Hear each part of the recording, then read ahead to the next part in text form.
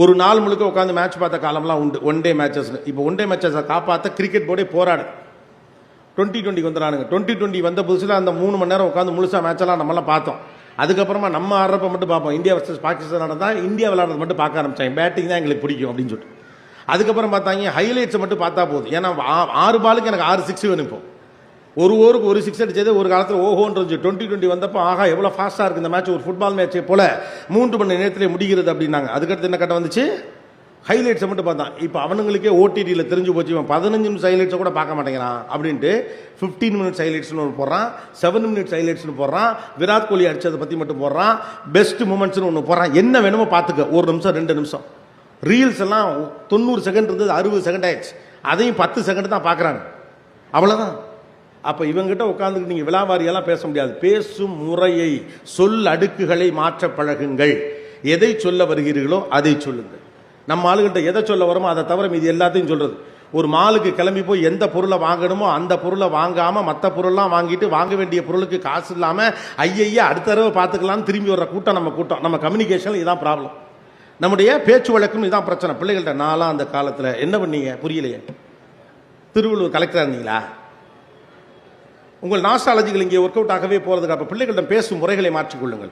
பிள்ளைங்கள்லாம் பேசினா கேட்க மாட்டேங்கிறான். ஏன்னா நீங்கள் பேசுகிறது சுவாரஸ்யமாக இல்லை.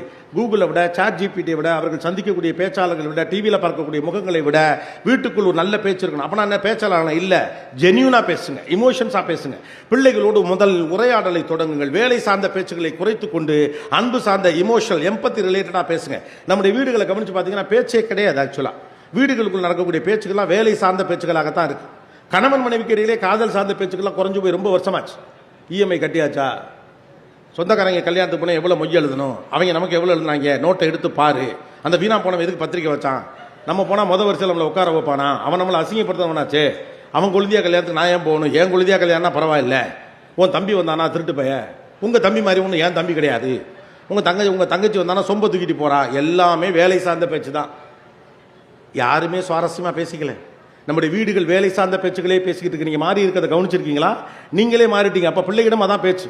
ஒரு நிறுவனம் போல நடக்குது நம்முடைய வீடுகள். தந்தை சிஇஓ, அம்மா எம்டி, பசங்களாம் எம்ப்ளாயிஸ். அவங்க ரிசல்ட் ப்ரொடியூஸ் பண்ணும்.